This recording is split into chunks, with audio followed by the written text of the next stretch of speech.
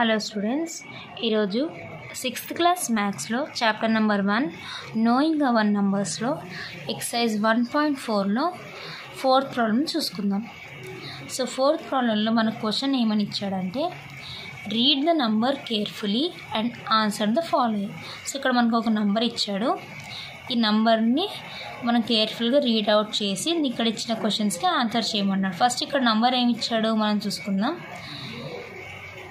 ఇది ఇంటర్నేషనల్ సిస్టంలో ఉంది. సో ఇది మీరు ఒకసారి స్పెల్ అవుట్ చేసుకోండి. ఒకసారి మనం చూసుకుందాం మళ్ళీ ఒకసారి. ప్లేస్ వాల్యూ చార్ట్లో ones, tens, hundreds, thousands, 10,000s, 100,000s, million, 10 million, 100 million. So ఇది మిలియన్స్ నెంబర్ ఉంది స్టూడెంట్స్.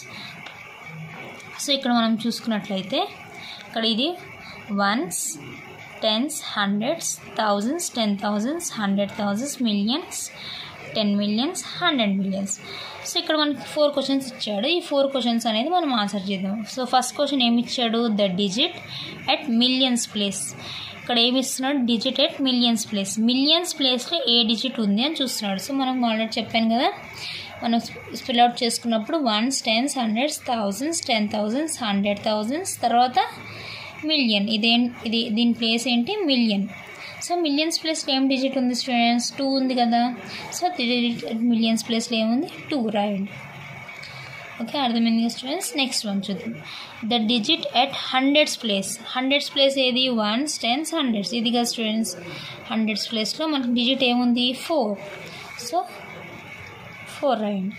సెకండ్ ఆన్సర్ ఏంటి? 4. సో థర్డ్ బిట్ చూద్దాం. థర్డ్ బిట్లో the digit in 10 millions place.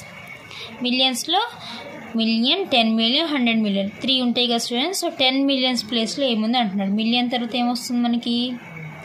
10 million. So 10 millionలో ఏది ఉంది? 0.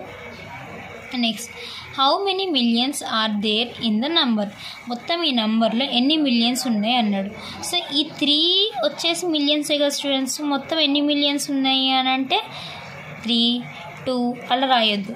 మొత్తం ఇదంతా కలిపితే మిలియన్స్ కేటగిరీ కదా. సో ఈ మిలియన్స్ మొత్తం ఎన్ని ఉన్నాయి అంటే 302 millions ఉన్నాయి అని. 302 అని రాయండి. అర్థమైంది కదా స్టూడెంట్స్.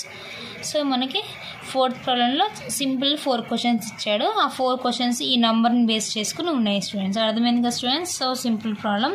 సో మీకు అర్థమైంది అనుకుంటున్నాను. సో ఈరోజు మనం 4th ప్రాబ్లం అనేది కంప్లీట్ చేసుకున్నాం. Okay students, thank you.